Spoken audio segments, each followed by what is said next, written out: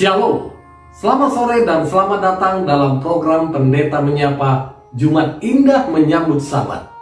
Program ini hadir setiap minggunya pada hari Jumat sore untuk menemani Anda dan keluarga menikmati berkat Tuhan sebelum kita memasuki hari Sabat bersama saya, Pendeta Rois Panjaitan.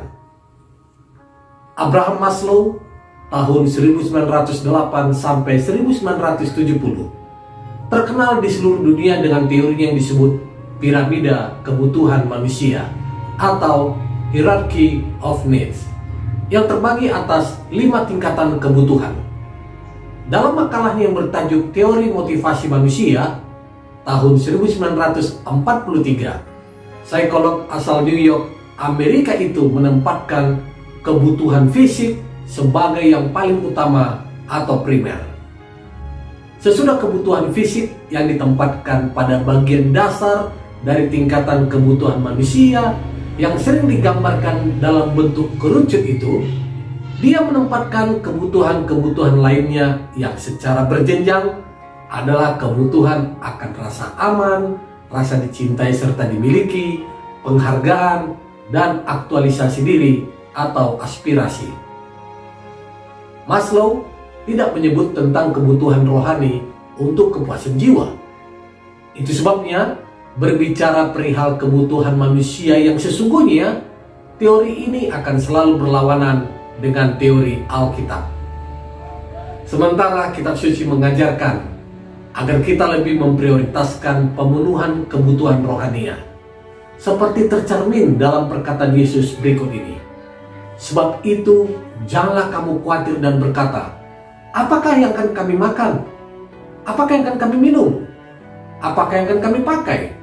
Semua itu dicari bangsa-bangsa yang tidak mengenal Allah. Akan tetapi Bapamu yang di sorga tahu bahwa kamu memerlukan semuanya itu. Prioritas yang salah ini pernah terjadi di zaman Nabi Hagai. Cerita dimulai dengan sebagian rakyat Yehuda yang berada dalam pembuangan di Babel. Itu terjadi tidak lama setelah Kores yang agung berkuasa dengan menaklukkan kerajaan Babel, lalu mendirikan kerajaan dengan mempersatukan dua suku bangsa serumpun, Media dan Persia. Setibanya kembali di Yerusalem, rakyat Yehuda yang pulang kampung itu telah dengan penuh semangat berusaha mendirikan kembali tembok-tembok kota Yerusalem dan mengusahakan pembangunan kembali Bait Suci. Namun baru 2 tahun bekerja, mereka terpaksa menghentikan pekerjaan itu karena mengalami banyak hambatan, khususnya dari penduduk sekitar yang cemburu.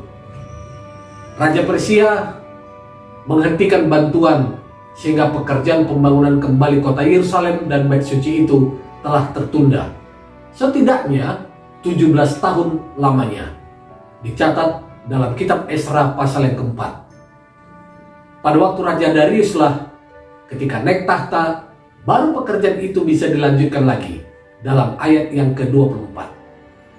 Selama masa penundaan ini, bangsa Yehuda telah mengalihkan perhatian mereka kepada pembangunan rumah-rumah mereka sendiri.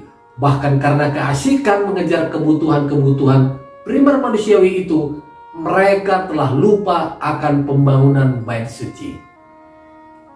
Tuhan mengutus Hagai untuk menyampaikan teguran yang bernada sindiran kepada mereka. Apakah sudah tiba waktunya bagi kamu untuk mendiami rumah-rumahmu yang dipapani dengan baik, sedang rumah ini tetap menjadi reruntuhan? Oleh sebab itu, beginilah firman Tuhan semesta alam. Perhatikanlah keadaanmu. Kamu menabur banyak, tetapi membawa pulang hasil sedikit. Kamu makan, tetapi tidak sampai kenyang. Kamu minum, tetapi tidak sampai puas. Kamu berpakaian, tapi badanmu tidak sampai panas.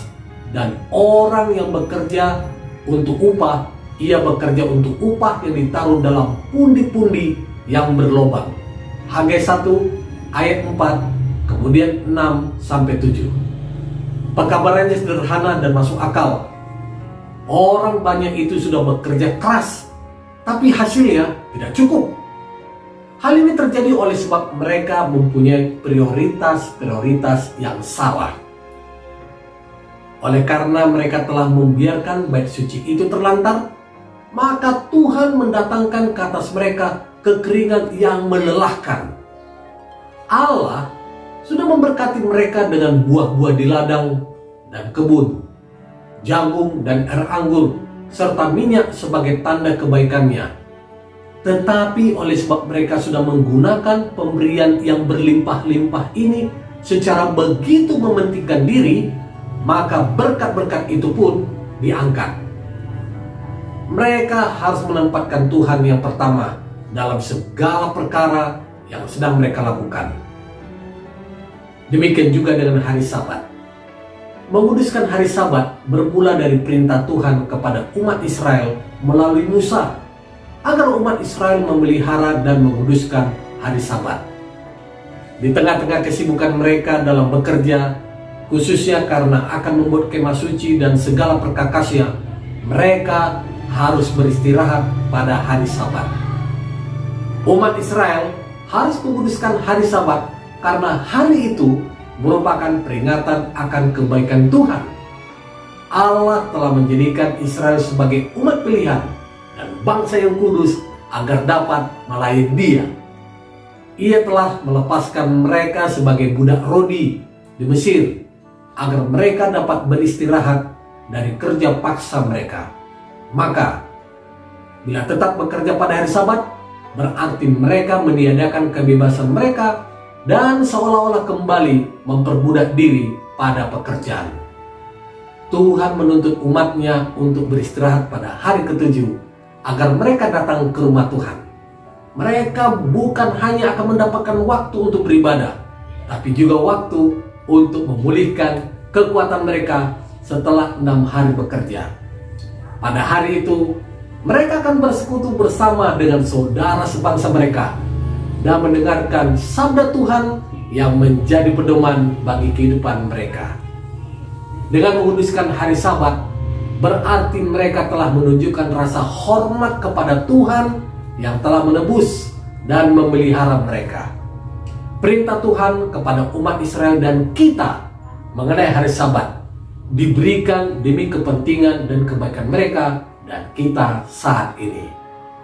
Terima kasih telah bergabung dengan program Jumat Indah Menyambut Sabat. Sampai jumpa di kesempatan selanjutnya. Tuhan Yesus memberkati.